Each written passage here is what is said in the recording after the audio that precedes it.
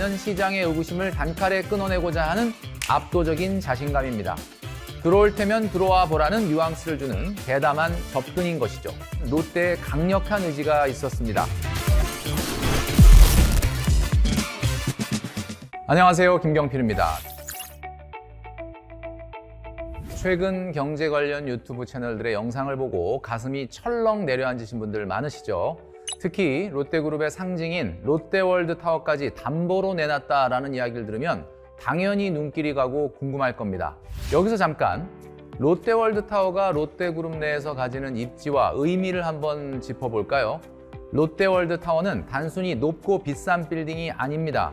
창업주인 고 신격호 명예회장 때부터 기획되어서 무려 30년 가까이 매달려온 롯데그룹의 전체의 일생일대 수건 사업이었습니다. 세계 최고의 무언가가 있어야 외국 관광객들이 한국으로 오지 않겠냐라는 뜻을 따라 결국 롯데월드타워는 성공적으로 준공되었죠. 현재는 롯데지주와 주요 계열사들이 입주해 있는 롯데그룹의 심장 그 자체이기도 합니다. 이런 그룹의 뿌리이자 자존심을 담보 테이블에 올려놨다는 것은 우리가 이 빚을 못 갚아서 건물을 날리는 일은 결코 없다는 완벽한 확신의 표현입니다. 이런 의미를 갖는 롯데월드타워를 담보로 걸었던 롯데케미칼. 이유가 뭘까요? 2016년 이후 화학산업은 신규 증설 누적에 따른 공급 과잉으로 수급이 악화되고 중국의 자금률 향상에 따라 손익이 저하됐습니다. 이로 인해 롯데케미칼이 2조 원 규모의 공모회사체의 사채 관리 계약 조항 내에 실적 관련 재무특약을 미준수하게 된 겁니다. 계약의 기준을 못 지켰으니 채권자들이 돈 당장 갚아라고 할 수 있는 권리가 생겼습니다. 여기서 롯데는 구차한 변명 대신에 대한민국 최고의 자산인 롯데월드타워를 담보로 내놓게 된 겁니다. 여러분 한번 생각해 보세요. 정말 상황이 안 좋은 기업이 그룹의 핵심 자산을 선뜻 담보로 내놓을 수 있겠습니까? 못합니다. 롯데월드타워를 담보로 걸었다는 건 우리는 이 위기를 넘길 충분한 체력이 있고 타워라는 확실한 담보가 있으니 안심하고 기다려라 라는 메시지를 시장에 가장 강력하게 전달한 겁니다. 즉, 얼마나 급했으면 타워까지 걸어 라는 생각이 들 필요가 없다는 거예요. 오히려 이는 시장의 의구심을 단칼에 끊어내고자 하는 압도적인 자신감입니다. 들어올 테면 들어와 보라는 뉘앙스를 주는 대담한 접근인 것이죠.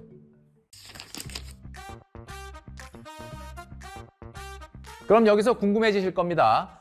롯데가 담보로 내놓은 롯데월드타워 도대체 가치가 얼마나 될까요? 우선 2016년 완공 당시 롯데월드타워의 건설 비용만 약 3조 8천억 원이었습니다. 최근 부동산 업계와 금융권에서 평가하는 롯데월드타워의 가치는 무려 6조 원에서 최대 7조 원에 달합니다.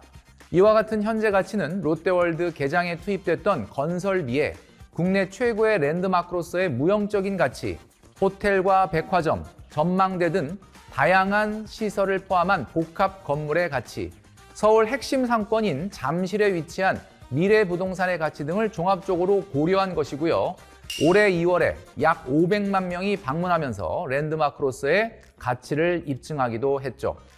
문제가 됐던 롯데케미칼의 회사채 규모가 2조 원 규모였죠. 7조 원짜리 타워 하나만으로도 그 빚을 3번 갚고도 남는 수준입니다. 이렇게 막대한 가치를 지닌 7조 원짜리 그룹의 심장을 선뜻 내놓을 수 있었던 배경에는 위기를 정면 돌파하겠다는 롯데의 강력한 의지가 있었습니다. 우리 그룹은 이 빚을 책임질 완벽한 능력이 있으니 흔들리지 말고 믿어달라라는 가장 확실한 시그널을 시장에 던진 겁니다. 대체 어떤 사정이 있었고 지금은 이 상황을 어떻게 극복해 나가는지 롯데 관련 각종 이슈들을 하나씩 분석해 보면서 팩트 체크를 해보도록 하겠습니다. 그럼 그룹 차원에서 롯데월드타워라는 압도적인 카드를 꺼내들며 적극적으로 지켜낸 롯데케미칼의 진짜 기초 체력은 어떤 상태일까요? 당시 시장에서 가장 크게 걱정했던 부분은 거액의 빚을 당장 갚을 수 있느냐라는 것이었습니다. 하지만 실제 장부를 뜯어보면 롯데케미칼의 자체적인 부채 상환 능력은 아주 충분한 것으로 확인됩니다. 최근 공시된 롯데케미칼의 2025년 사업보고서를 보면 회사가 보유하고 있는 현금 및 현금성 자산만 약 1조 8,703억 원에 달합니다. 여기에 현금화가 용이한 단기금융상품 8,244억 원을 더하면 가용할 수 있는 현금성 유동성만 무려 약 2조 7천억 원 정도를 확보하고 있는 상황입니다. 롯데월드타워라는 확실한 담보 제공에 이어 회사가 자체적으로 보유한 2조 7천억 규모의 풍부한 유동성까지 더해지니 시장에서 걱정하는 위기는 사실상 많이 해소가 되었다고 봅니다. 나아가 더 탄탄한 기업 체질을 만들기 위한 과감한 혁신도 진행 중입니다. 이러한 노력의 첫걸음은 막강한 현금 동원력을 바탕으로 한 적극적인 부채 상환입니다. 롯데케미칼은 최근 기한이익 상실 문제가 발생했던 회사채 중에 만기가 도래한 3,950억 원 규모의 사채를 상환 완료했습니다. 단순히 만기를 연장한 것이 아니라 회사가 보유한 풍부한 현금성 자산을 활용해 빚을 직접 갚아버린 것입니다. 또 최근 1년간 재무활동을 보면 차입 부담을 줄이기 위해 많은 노력을 하고 있는데요. 차입급 상환에 5조 1,186억 원을 사용했고 9,650억 원 규모의 사채를 변제했거든요. 이번에 만기 도래 사채까지 변제했으니 재무 부담은 더 낮아졌을 것으로 보이고요. 또 최근 기존 범용 석유화학 사업 구조를 합리적으로 재편하는 작업도 진행 중입니다. 충남 대산 공장을 물적 분할하여 신설 회사를 세우고 이를 HD 현대케미칼에 흡수 합병시키는 프로젝트를 공시했습니다. 전남 여수 산단에서도 한화솔루션, DL케미칼, 여천 NCC 등 경쟁사들과 함께 중복되는 생산시설을 통합하고 조정하기 위해 구체적인 사업 재편 계획안을 정부에 제출했습니다. 이는 중국의 공급 과잉으로 적자가 발생하는 범용 설비의 운영을 효율화하고 원가 경쟁력을 높여서 기업의 본원적인 경쟁력을 확보하기 위한 전략적 조치입니다. 사업 재편으로 확보한 역량은 고부가가치 신사업으로 집중시키고 있습니다. 2030년까지 기능성 소재 사업 비중을 60%로 늘려 수익성과 성장성을 모두 갖춘 스페셜티 화학기업으로 도약한다는 명확한 목표를 세웠습니다. 이를 위해 자회사 롯데엔지니어링 플라스틱은 올 하반기 준공 예정인 공장에서 모빌리티와 IT 등 핵심 산업용 맞춤형 고기능성 소재를 생산합니다. 또한 롯데 SK 에너루트가 올해 말까지 총 80메가와트 규모의 수소 연료 전지 발전소를 구축하고 롯데 에너지 머티리얼즈가 하이엔드 동박과 AI용 고부가 회로박을 공급하며 합작사인 한덕화학은 반도체 공정용 현상핵 설비를 확대하고 있습니다. 이처럼 롯데케미칼은 낡은 사업 구조를 혁신하고 첨단 소재 기업으로의 진화, 그리고 기업의 펀더멘탈을 근본적으로 다지고 있습니다. 또 건설업 이야기를 안 할 수 없죠. 롯데건설 역시 건설업계 전반의 PF 대출 이슈 속에서 남아있는 사업장 토지 매입용 브릿지론 보증에 대한 우려의 시선이 있는 것이 사실입니다. 여기에 일부 종속회사들이 실적 이슈까지 얽히면서 시장의 오해가 다소 부풀려진 측면이 있습니다. 중요한 것은 기업의 실제 대응입니다. 어떤 노력을 하고 있을까요? 롯데건설 자체적으로 신종자본증권, 즉 영구채를 총 7천억 원어치 발행해서 자본을 확충했습니다. 이로 인해 부채 비율은 지난해 3분기 214%에서 170%대로 대폭 하락하며 지표상 재무 건전성을 확실하게 안정화시켰습니다. 여기에 기존에 조성했던 펀드의 금리를 2%포인트 이상 낮춰 차환하는 등 금융비용 부담까지 선제적으로 줄여나가고 있습니다.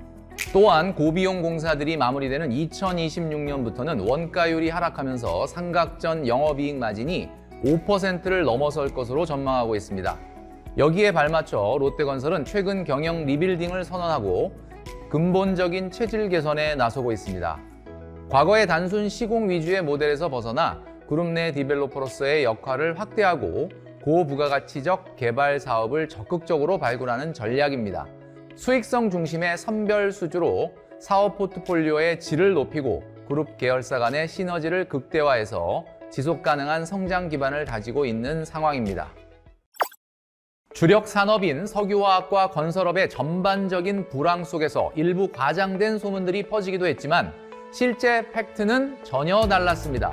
롯데케미칼은 단순히 채권자들과 협의하는 것을 넘어 막강한 현금성 자산을 동원해 문제가 된 사채를 창안하며 위기설을 행동으로 종식시켰습니다. 또한 대산과 여수 공장의 과감한 구조조정을 통해 범용 설비를 효율화하고 고부가가치적 스페셜티 화학기업으로 전환을 시작했죠. 롯데건설 또한 뼈를 깎는 리스크 관리로 우발 채무를 절반 가까이 대폭 축소하고 당기 순이익을 상승시키는 등 뚜렷한 내실 다지기에 성공했습니다. 나아가 연구체의 발행으로 자본을 확충하고 단순 시공을 넘어서 디벨로퍼로 도약하기 위해 경영 리빌딩을 돌입하며 체질을 개선하고 있습니다. 또 그룹 차원에서는 비핵심 자산을 매각하는 동시에 바이오 등 신사업에 집중 투자하며 포트폴리오를 재편하고 있습니다.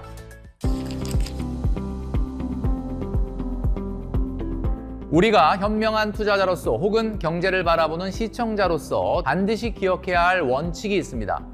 공포는 언제나 팩트보다 훨씬 크고 빠르게 퍼집니다. 누군가 악의적으로 퍼뜨린 찌라시나 유튜브의 자극적인 썸네일에 휩쓸려 패닉에 빠지기 전에 오늘 제가 보여드린 것처럼 재무제표에 찍힌 진짜 숫자와 그룹의 공식적인 대응 상황을 차분하게 교차 검증하셔야 합니다. 팩트나우 김병필이었습니다. 감사합니다.